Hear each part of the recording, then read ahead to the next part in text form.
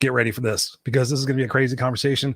Without any further ado, we're going to be welcoming our guest to the show, Tina Sibley. What's going on? Welcome to the Raw and Unscripted show, my dear. How are you doing? Thank you, Chris. Thanks for having me. I'm doing good, despite the fact that it's 4 a.m. here in Spain right now.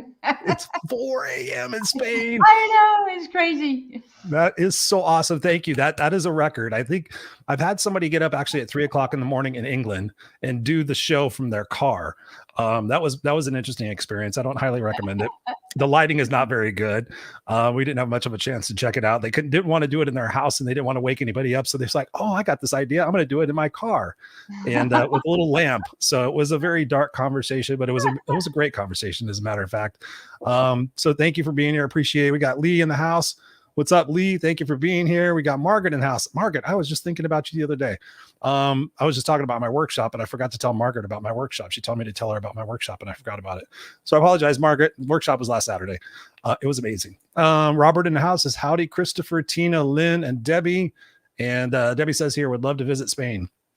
Absolutely. I mean, the pictures you post look absolutely tremendous. So thank you for being here. Thank you for getting up at the crack of dawn, or before the crack of dawn, I would imagine, to be here to share this story. So my first question to you really is, being a success expert in your field and having overcome, some limiting fears and beliefs, what do you want to get across most to people tonight, that are watching or listening to this broadcast? What do you really want to convey to people to get through their mind of what they're capable of and what their opportunities are? The biggest message is, well, there's two really. Number one is never, ever, ever listen to those naysayers who tell you can't do something. And it's also that you are capable of doing more than you ever think possible. All you have to do is push those limits. And it's amazing what you can achieve. And I would never have believed what I've managed to achieve in the last 5 years, except for one day I just sat down and decided I'm not going to run those old stories anymore. And it's as simple as that, really. Just simple as that. You just decided, I'm not going to run those old stories anymore. What was the breaking point for that? There had to have been something that preceded that to get you to the point to say, you know what, I just can't do this anymore. Because I know a lot of people are there, but they just don't know what to do. So they stay stuck in that overwhelm, thinking that someday, hoping, wishing, and praying that something changes. Talk to us about that moment and really what clicked for you.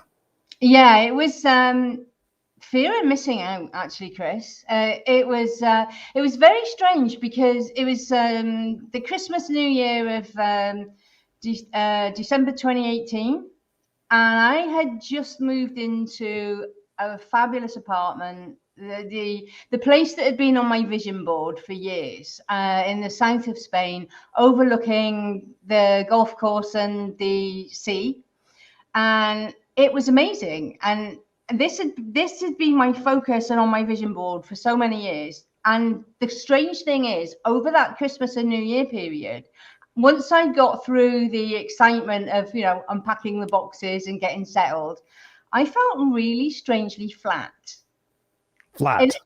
Very flat, almost bordering on depression. And I'm like, what's going on here? How can I possibly feel like this when I've just achieved everything that I've been aiming for? And I realized all of a sudden I didn't have a purpose anymore. I didn't have a direction. I didn't have something driving me. Yeah. I was also very tired. I'd had a very crazy year of traveling, and an aunt that I was very close to had passed away that September. And at the same time, I ended up in hospital with a bit of a health scare. Everything, was fine in the end, but they picked up a heart condition. Now, it turned out that it's minor, but the two sides of my heart don't beat in exactly the same time. There's a slight, difference, nanosecond difference. And in the end, everything's fine. But at the time, I wasn't sure what was going on. And I thought, you know what, I need a holiday. And I started thinking, about all the remote working opportunities and this, that, and the other. And I realized, actually, I just want a good old fashioned holiday. I don't want to do a working thing. I want a trip. And I came back to this idea of going to South America. I've always had this calling with the South American culture. I love salsa dancing, and I say that I'm a Latina at heart. And where are you originally from? I'm originally from the UK. That's what I thought. Just want to make sure. I didn't want to make an assumption, but yeah, that's the accent I'm hearing. Yeah, and a lot of people in the UK get called to Asia and Australia, but I've always felt called to South America. And I kind of thought, I've always wanted to hike the Inca Trail to Machu Picchu. And I suddenly realized that this had been something that had been on my bucket list for years, about 30, 40 years even.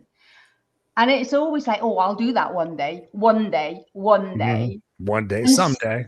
Exactly. And I suddenly realized, you know what? If I don't do it now, it's never going to happen. So I started looking into it. Now, here's the thing, Chris. I was not a hiker. At this point, you wanted to go to Machu Picchu, but you weren't a hiker. No. Okay, it's like wanting to go to the Grand Prix, but not knowing how to drive a car. Exactly. I know. And I was massively overweight, stresses of life and all the rest of it. Although I'd been a coach for a long time, I'd never got my health and fitness really sorted. I had a massive fear of heights. And I attempted hiking before when I was in Spain, and some of my friends, were going into these amazing places up in the mountains. And I was like, that looks amazing. I want to come. And they were like, no, you wouldn't be able to do it. You won't be able to keep up. You're scared of heights. You wouldn't like it. And I'm Those are great friends. Those are great friends. Those are great friends. I was like, well, I want to try at least. You can do it, Tina. Come on, let's train. Let's have fun. Come on, we can do it. But this is the thing. They were right. I went with them and I couldn't keep up. And there was a place that they went to and I was like, no, I can't do this. I'm scared. There was some like drop-offs and I'm like, So I went, you guys continue. I'm going to do my own thing and wander back and meet you up for coffee afterwards. So I'm like, not a hiker, scared of heights, overweight, unfit. And I'm like, I want to do the Inca Trail. What kept you going in that? I mean, like most people would sit there and say, you know what, this isn't for me. I'm going to go back to what's safe and certain and comfortable. What kept driving you to get out of your own comfort zone? It was that fear of missing out. It was like, so I started researching the holiday and I realized that I could actually get to Machu Picchu by train, didn't have to hike the Inca Trail. But I'd always said, I don't know, I had this like fascination with the Incas. Even though I wasn't a hiker, I wanted to do the Inca Trail. And I was like, okay, so can I do this? And I'm like, well, there's only one way to find out. And that's to book it. So I hit the button on the book now. I just knew that if I got to like being in my 80s in my rocking chair on the porch or on my deathbed lying there, that if I didn't at least try, I would regret it. Yes. That fear of missing out and that fear of regret. So I started and I thought, well, I can't go hiking with this like hiking group because I can't keep up. So I started on my own and I started small. I started with the hill behind my house. And then I realized that actually I started to really enjoy it as long as I could go at my own pace. And that is the secret. I was comparing myself with people who were either a lot younger than me, or if they were my same age as me, or even a bit older, they'd been hiking for 30 years. Yeah. And it was completely crazy for me to compare myself and try and do what they did. So I just had to do my own thing, my own way. And I found, you know what, I can do this. You found your rhythm. Yeah. You found your rhythm. You built your confidence. What I love about that, Tina, is you took imperfect action. That's what we were talking about in my workshop this weekend, was like the fact that you just take imperfect action. You put one foot in front of the other. People ask me all the time, like, Chris, how did you overcome all the different things in your life? How did you get to where you're being at? And I'm like, literally, I talk about being unstoppable all the time. I talk about no excuses. I'm like, I just put one foot in front of the other, taking imperfect action, figuring it out each step of the way and not ever giving up. and just like pushing through those limiting beliefs, like, oh, I can't do, yes, I can do it. I can do it if I just keep going. It's not going to be easy. It's not going to be comfortable, but through that getting out of our comfort zone, talk to us about that growth mentally. Like what, after, when you're experiencing this, what else did you think that you can accomplish after doing something in so many facets said not to? Like, talk to us about that. It was, first of all, I got some help with overcoming the fear of heights, because that was a big one for me. But what did you do? Did you do NLP? Did you do hypnosis? Well, the thing is, I mean, I'm an NLP practitioner myself, and I've been coaching 25 years, and I've done it all. In that time, I've done it all. But I couldn't do this by myself. Yeah. So I had 2 sessions. That's all it took. Because then once I had those 2 sessions, and I had sessions with EFT, emotional freedom technique. Yep. And those 2 sessions, along with my own NLP and coaching and all the rest of it, that was enough. And also I realized that there's this process, which is, so a lot of coaches will tell you, you know, to immerse yourself. They use this immersion technique. Like, so if you're scared of heights, go jump out of a plane. If you're scared of, if you're scared of spiders, go handle a tarantula, that kind of thing. Right. And I tried immersing myself before in like climbing activities and this, that, and the other, and it never worked. It just made me worse. It traumatized me even more. But I started small. I started just going like looking over a 2-story balcony, and then going up a bit higher, and then there's this I live very close to Gibraltar, and in Gibraltar there's a trail called the Mediterranean Steps, and that's kind of got some scary drop-offs, and I started to do that, and I started to feel comfortable with it. And then there's this like bridge to a cable car station, and previously I'd had a meltdown and a panic attack because it's like on the side of the rock. It sticks out, there's massive drops. And I remember before, when I went across this bridge to get onto the cable car, like many years ago, I had a panic attack, hyperventilating, nearly passed out. You know, that's how traumatized I was. Once I'd had the EFT, once I'd done some visualization work, I kind of, I went onto this bridge, and I'm like, wow, I can do this. And it was just like, wow. And I got loads of stories. In fact, you were talking about a book earlier. I finally published my book all about the transformation to go and do the Inca Trail. And in there, I tell loads of stories about the mental transformation I had to go through. And the thing that kept me going was the visualization. Yeah, go deeper on that. Go deeper on that, because actually I was talking about that in the workshop, because our minds don't know the difference between real reality and perceived reality, because we all have bad dreams, and we wake up and we think, oh my God, you know, I just felt like I was falling from a 20-foot story building, but nothing ever happened. But our mind perceived it, so our body reacted to it. Go deeper on that, will you? Well, when I had the idea that I wanted to do the trail, I started doing a lot of research, and you know, it's like good old Google. You start looking at all the images and the pictures, and then you get a YouTube and you look at the videos. So, and I realized that a key point is something called the Sun Gate. And you climb up these stone steps, and you go through this like ancient stone gate. And when you walk through, you see Machu Picchu in the distance for the first time. Gotcha. And I visualized this. And when I did my EFT session, that came up for me with such a powerful emotion that it moved me to tears. Wow. And I was like, I have to do this. It wasn't just I want to do this. It was, I have to do this. And even now, just recalling the story, it gives me goosebumps. And it was such a powerful visualization that when the going got tough, that kept me going. And so when you were you said something before about what, you told yourself, I have to do this. Talk about that. Talk about the negative self-talk. But so many times we talk ourselves out of things before we can give ourselves an opportunity to do those things. And I tell people there's 2 words to eliminate from your vocabulary: always and never. Because half the time I said, I always screw up, or I never go through with it, or I always do this, or I never do that.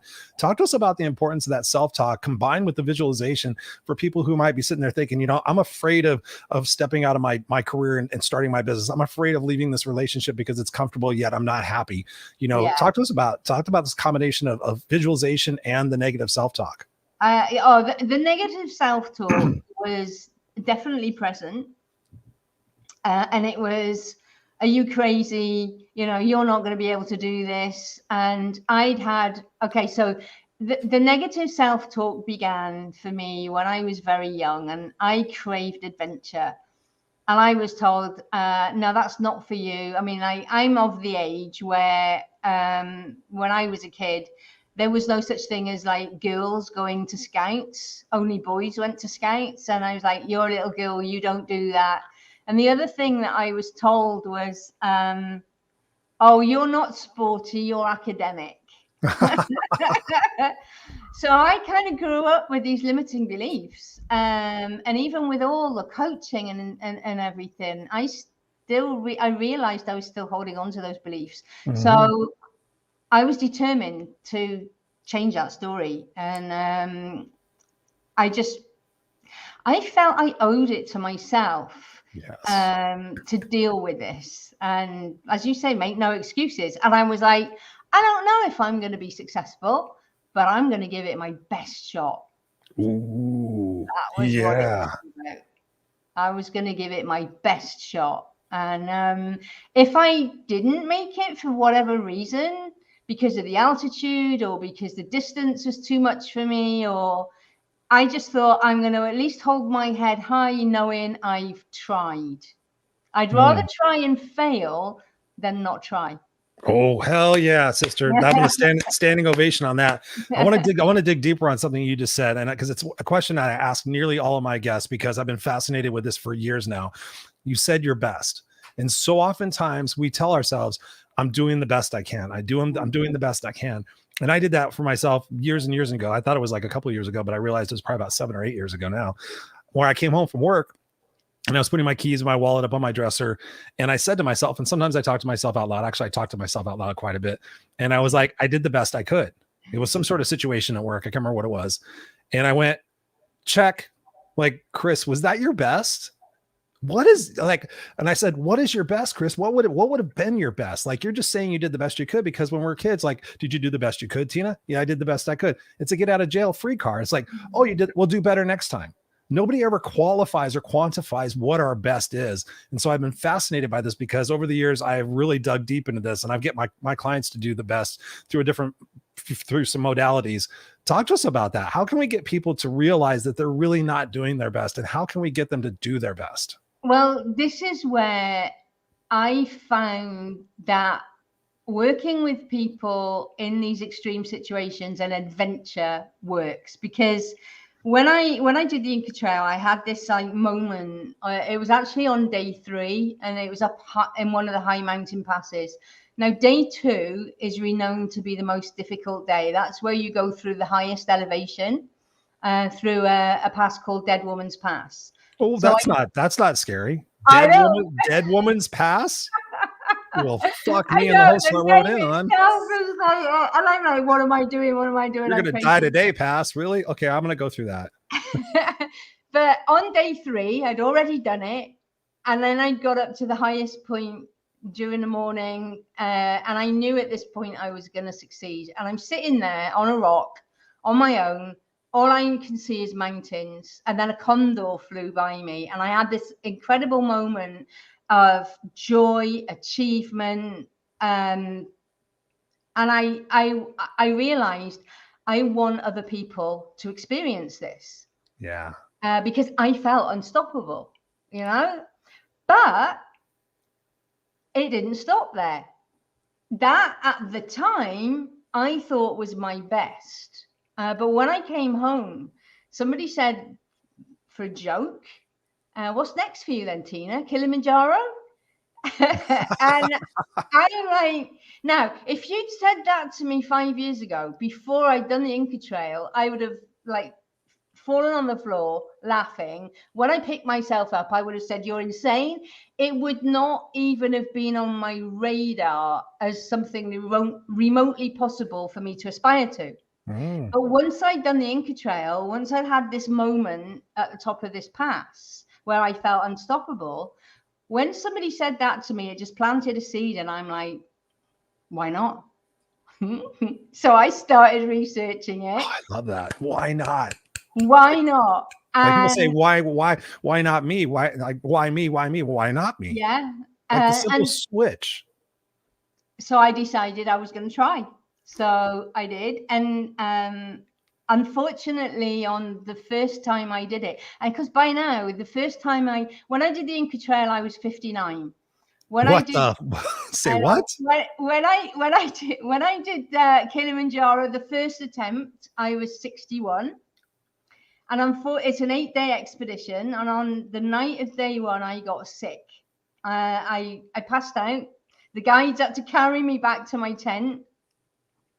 Amazingly, the following morning, I kind of rallied, and they checked my health over, and they said, you know what? I thought my expedition was over already. And they said, you know, how do you feel? And I said, well, I feel okay. I mean, obviously I don't feel brilliant, but I'm not ready to give up yet.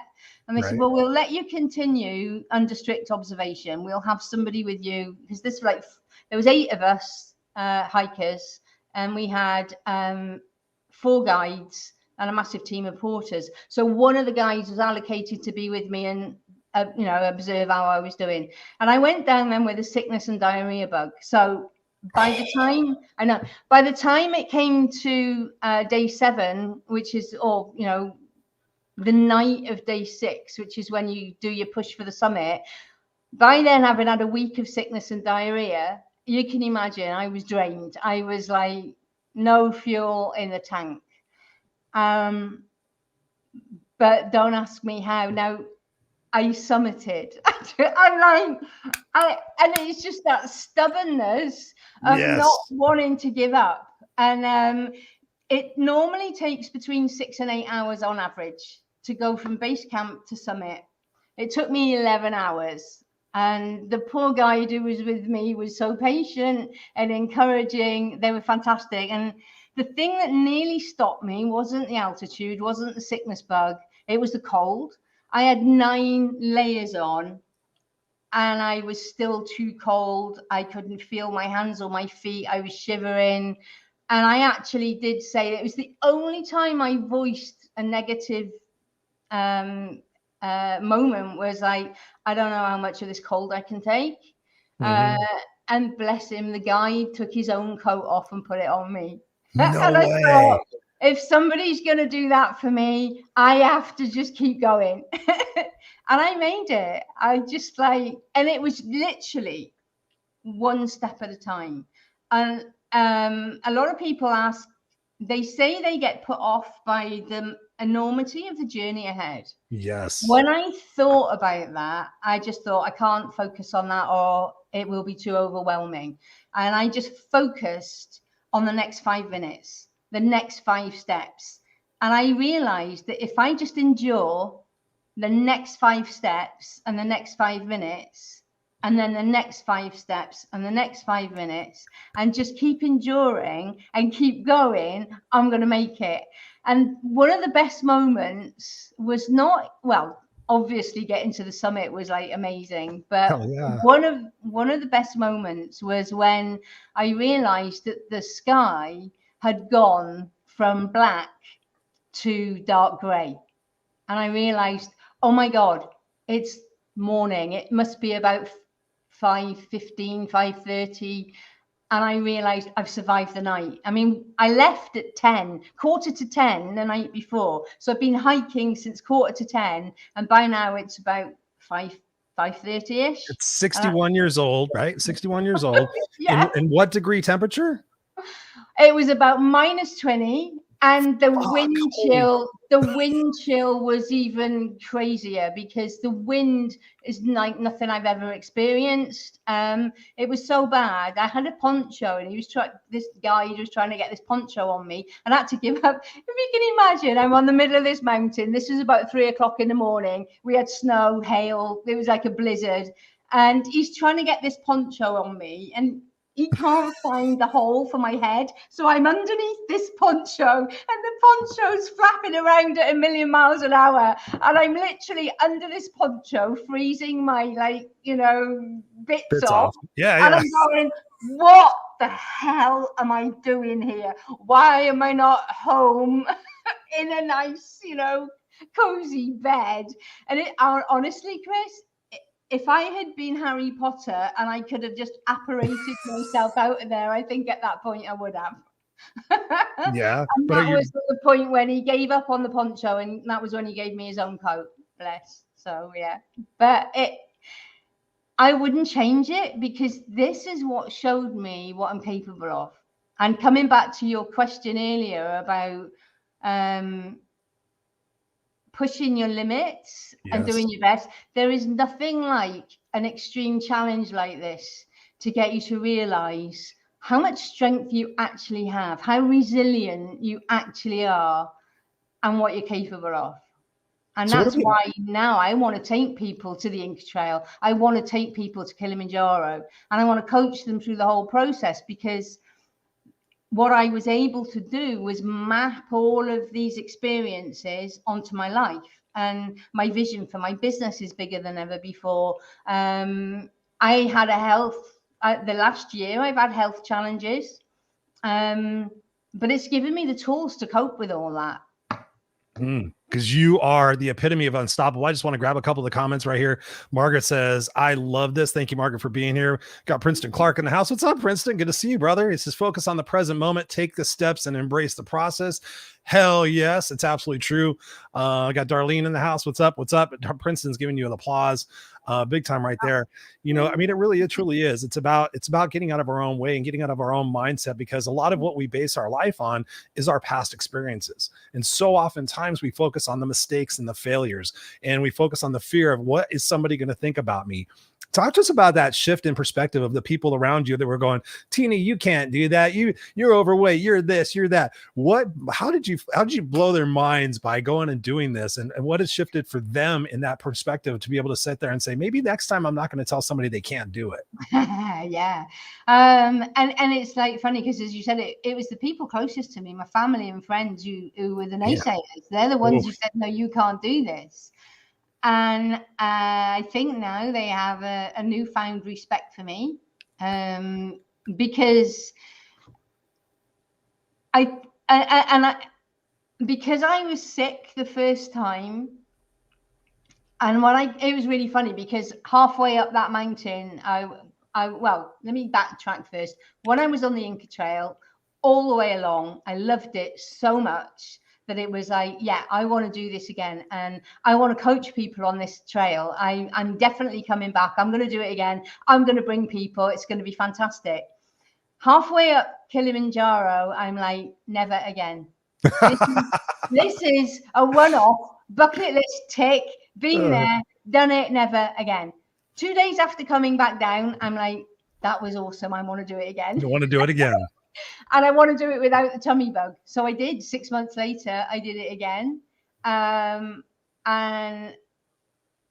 there's something addictive about that achievement. And there's something addictive about, it's not just you achieving, it's the whole team thing. And it's the whole, you have the help. I learned so many lessons. You have so much help from your fellow hikers, from the guides, from the porters. Everybody kind of bonds together to help each other. And I've realized now that it's important to have the right people around you. So since I've done this, there are people in my circle who they've dropped out of my circle. It's like, good. Yeah. And it's kind of like they couldn't understand why the hell I wanted to do this in the first place. They didn't agree with me putting myself through this. I don't know, but the people around me have changed. And those that are still there, the way that we interact has changed. And now if I go hiking, the one thing I realized, I still can't keep up. I am not a fast hiker.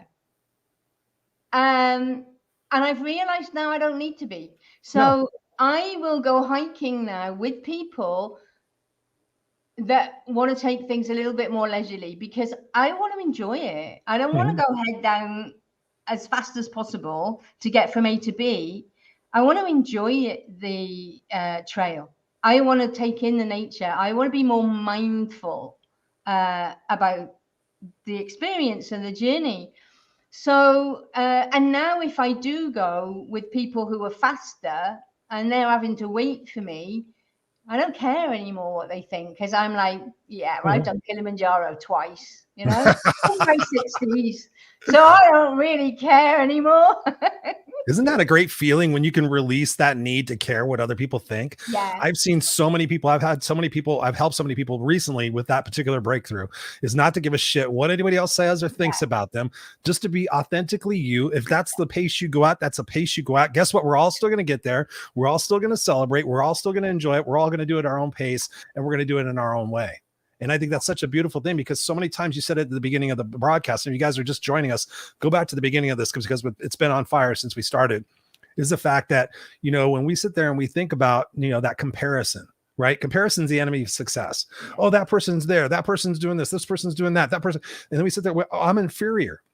It's all a bunch of bullshit. That person just may have jumped a little bit earlier, and now we're just catching up. We don't need to catch up to that person. They're at their own pace. We're at our own pace. And the point is to enjoy this journey. This is a journey. Life is not a destination. This is all about the fact that I get to be who I am. Somebody was asking me the other day, I was telling them the story about how I met Les Brown, and how Les Brown told me he could put me on stages, but he couldn't do this and couldn't do the swearing, couldn't do the way I looked. And I looked at Les Brown, the famous Les Brown. I looked at him in the face at the Sheraton Gateway Hotel, and I said, Les, I appreciate you. I love you. I respect the shit out of you. I would love to go do this with you, but I got to be me. And that was hard. I left so much money and so much fame on the table, but I'm so glad I did that, because all throughout my journey, whenever I go, I can say that I've authentically been me. And I think it's so important. What you said is sometimes we have to let people go. We have to wish people well, and we want to hang on to those people. We're like, we'll bend over backwards to get people's validation and opinions that don't even fucking matter. When all of a sudden that if you get the right people in your life, it's incredible what you can accomplish. And you've perfectly demonstrated that. Thank you. Yeah. And it's funny you should say that, because, I don't know, maybe 10, 15 years ago, I wanted to speak on stages. You know, I wanted to be like the female Tony Robbins. And I joined the whole Professional Speakers Association, Toastmasters, and all the rest of it. Yeah.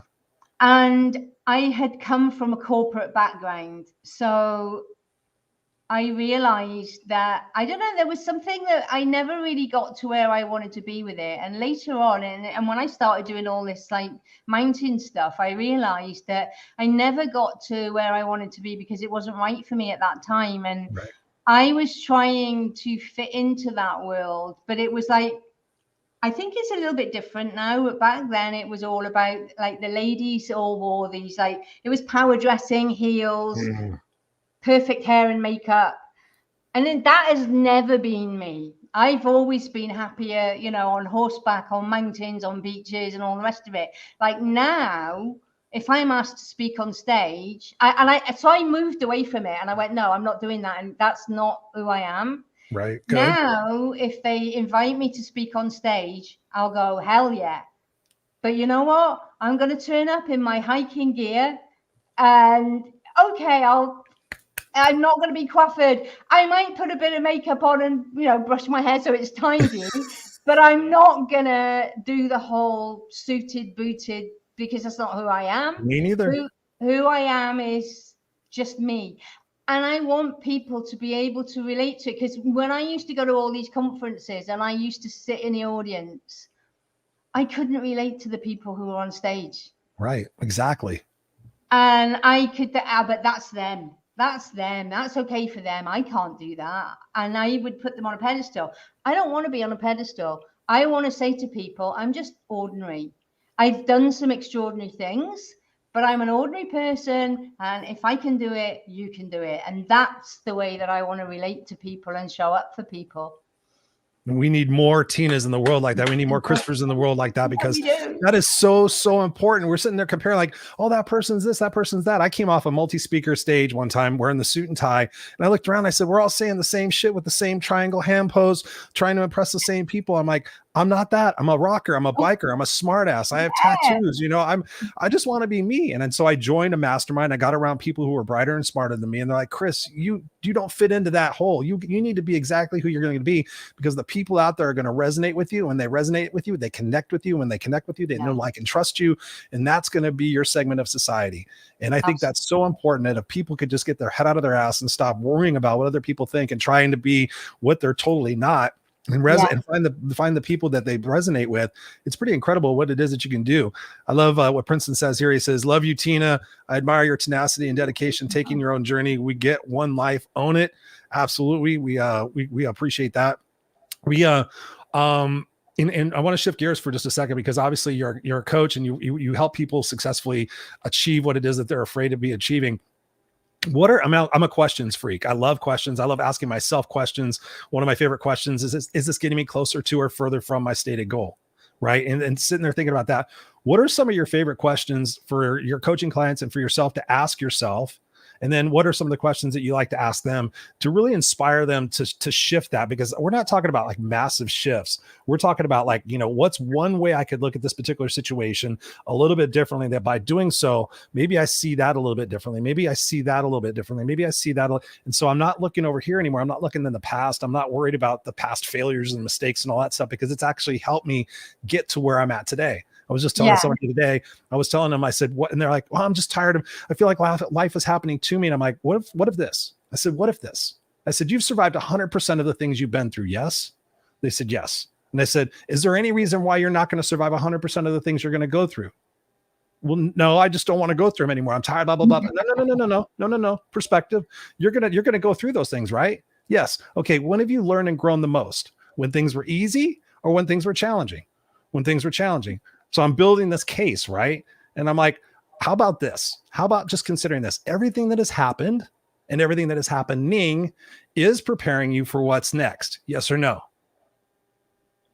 Oh, I never thought of it like that. Yeah. Like everything that has happened and everything that's happening is preparing you for what's next. If you keep looking at that shit, guess what you're going to get more of? Talk to us about that. Talk to us about some of those questions that you give to your clients and you think about asking yourself to push yourself to be that best that we've been talking about. Yeah, there's a couple actually. The first one is talking about, you know, what do you really want? In terms of what? And go deeper on that, because I think some people will sit there and say, well, I want money, I want fame, I want happiness, but deeper. It's like, you know, first of all, it's the question that comes up with all that stuff. What do you want out of your life? And then it's, well, who are you really? Yeah, that's what I'm talking about. And then it's like, is what you want or what you think you want in alignment with who you really are? Yes. Because if they're not in alignment, it's never going to happen. And I start getting them to go deeper on why they think they want what they want. And some things then turn out to be valid and some not. Some are goals that have just been programmed into us by the other people around us. Yep.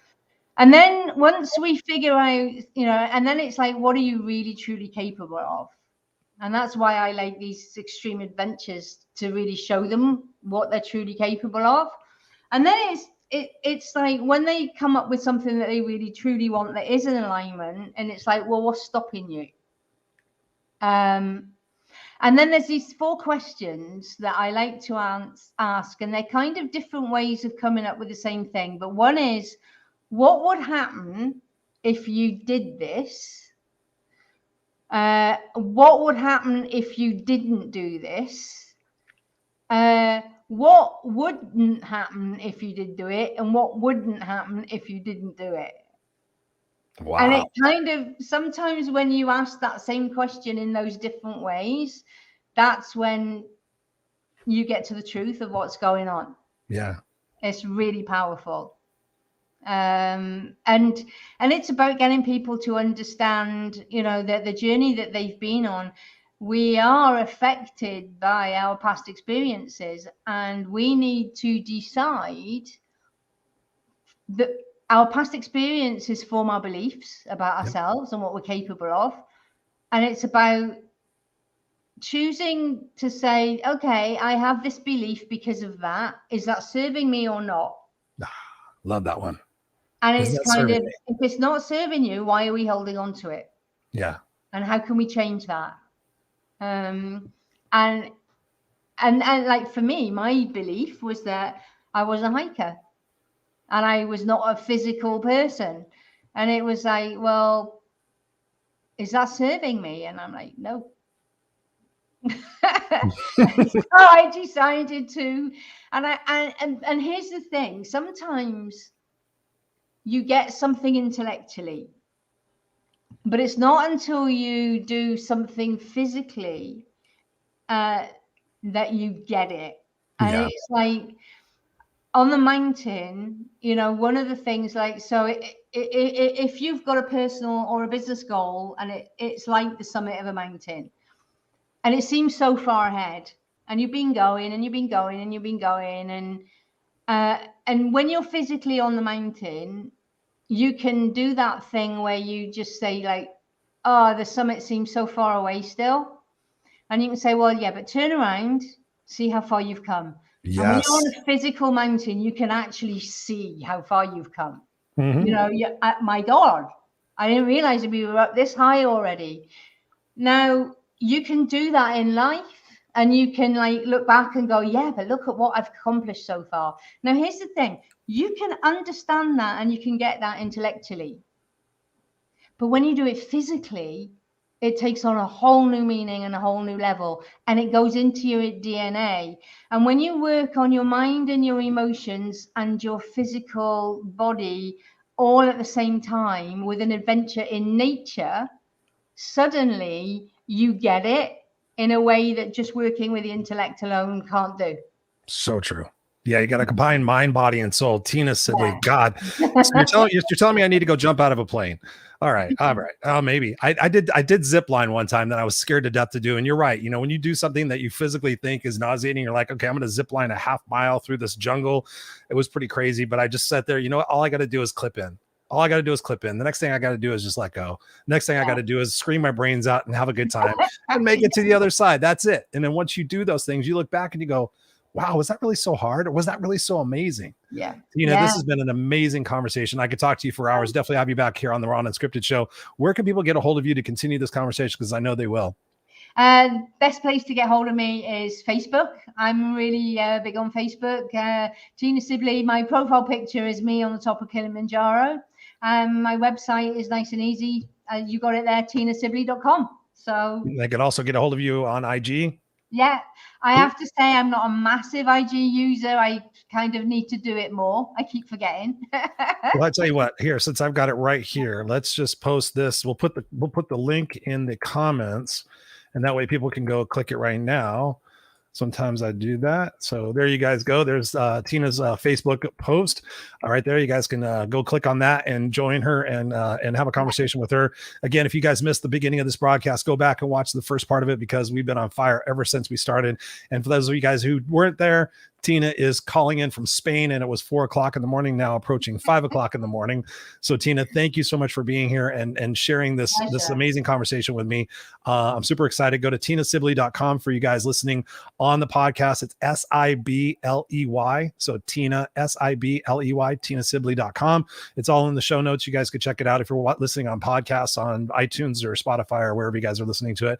Tina, I'm going to place you backstage. Don't go anywhere. I'm going to finish off the show. But thank you again for being here. This has been amazing.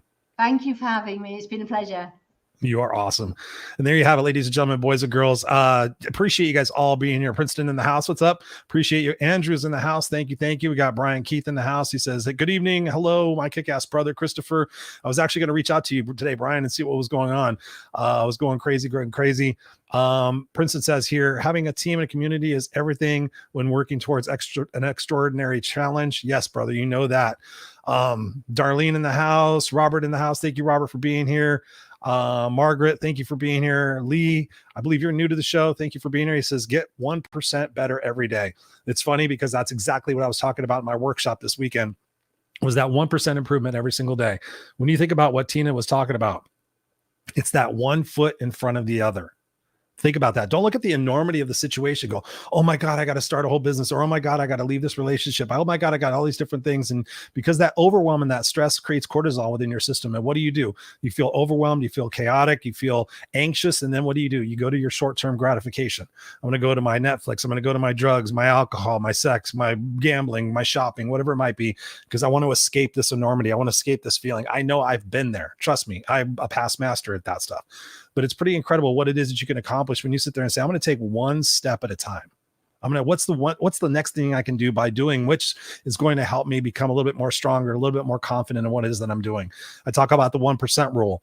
The 1%, like if you can only walk around the block today, walk around the block today. Tomorrow, maybe walk around the block and a half. Maybe the next day you do 2 blocks, whatever it might be. If you're trying to lose weight and get in better shape, maybe it's one less bite of your food. Like you're sitting there, you're looking at this food, like, oh my God, it's so delicious. I could eat the whole thing. Maybe I just don't have one more bite. And maybe I sit there and I recognize myself. Wow, I walked around the block a little bit more. I had one less bite. I was a little bit less negative today. I'm not hanging around the negative people anymore. I'm taking that 1% action every day. I'm getting out of my comfort zone. All of that stuff, ladies and gentlemen, boys and girls, builds on itself.